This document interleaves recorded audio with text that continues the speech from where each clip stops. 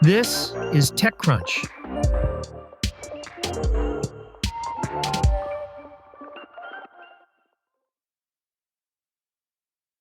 SpaceX boasts an impressive alumni list.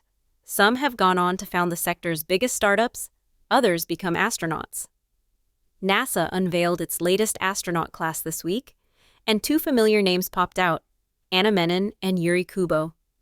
Both spent more than a decade at SpaceX, where they played critical roles in the company's rise to the behemoth it is today. Menon joined SpaceX in 2018 after a career at NASA in the Mission Control Center, where she provided biomedical support for astronauts. As a senior engineer at SpaceX, she worked on private astronaut missions and flew as a mission specialist and medical officer aboard the Polaris Dawn private astronaut mission. That mission broke several records, including performing the first commercial spacewalk. Kubo, meanwhile, spent 12 years at SpaceX as a Falcon 9 launch director and in senior roles overseeing the Starshield program and ground systems. These 10 astronauts were chosen out of more than 8,000 applicants.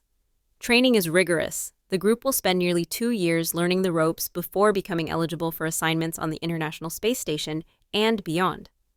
NASA said the training curriculum includes lessons in robotics, geology, foreign languages, space medicine, and more, alongside flying, conducting simulated spacewalks, and flight training. If they pass through training, this group will join the group of over 40 active astronauts and may be part of the cohort that helps NASA transition to commercial private space stations upon the retirement of the ISS in 2030. This group will also be eligible for future science missions to the Moon and Mars. This is not the first time SpaceX alumni have made the leap to government astronaut corps. Rob Coolin, former director of flight reliability at SpaceX, joined NASA's 2017 class as a candidate. In 2021, Anil Menon, SpaceX's first flight surgeon and medical director, was elected to be part of the Artemis generation of astronauts. The trend underscores how the world's most influential private space company is increasingly intertwined with bona fide astronaut work, not only supporting private missions like the Polaris program, but also producing astronauts themselves. For decades, NASA astronauts mostly came from the military and academia. The commercial sector played little role in producing astronaut candidates, but SpaceX has changed that. The company has become a training ground for engineers and mission operators working on human spaceflight. While many vibe coding startups have become unicorns, with valuations in the billions, one area where AI-assisted coding has not yet taken off is on mobile devices. Despite the numerous apps now available that offer vibe coding tools on mobile platforms, none are gaining noticeable downloads, and few are generating any revenue at all. According to an analysis of global App Store trends by the app intelligence provider AppFigures, only a small handful of mobile apps offering vibe coding tools have seen any downloads, let alone generated revenue. The largest of these is Instance, which has seen only 16,000 downloads and $1,000 in consumer spending. The next largest app, Vibe Studio, has pulled in just 4,000 downloads but has made no money. This situation could still change, of course. The market is young, and vibe coding apps continue to improve and work out the bugs.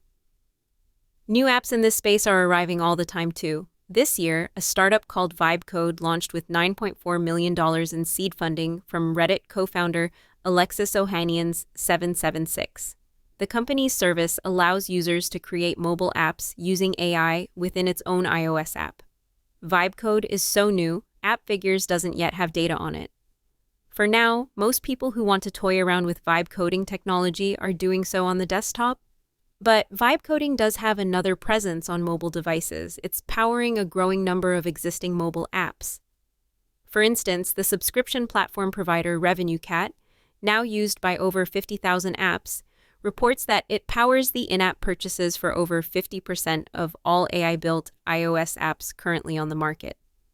The company told TechCrunch that the share of apps that came to RevenueCat for monetization from an AI assistant or platform, meaning an AI chatbot referred its service to the customer, surged to over 35% of all new signups in the second quarter of this year, up from below 5% in the second quarter of last year.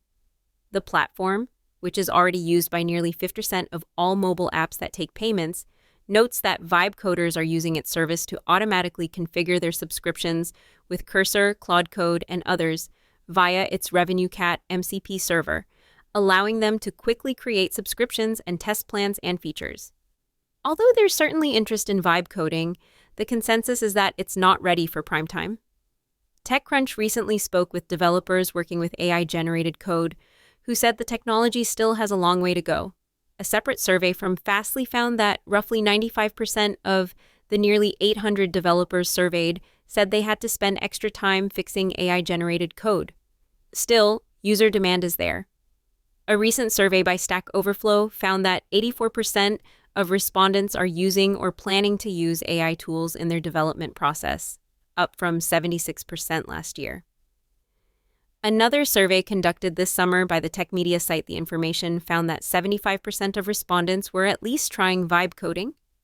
Business Insider reported that a study by the software intelligence platform Jellyfish found that 90% had integrated AI into their work, up from 61% last year. That's it from TechCrunch. For more tech stories like these, go to techcrunch.com.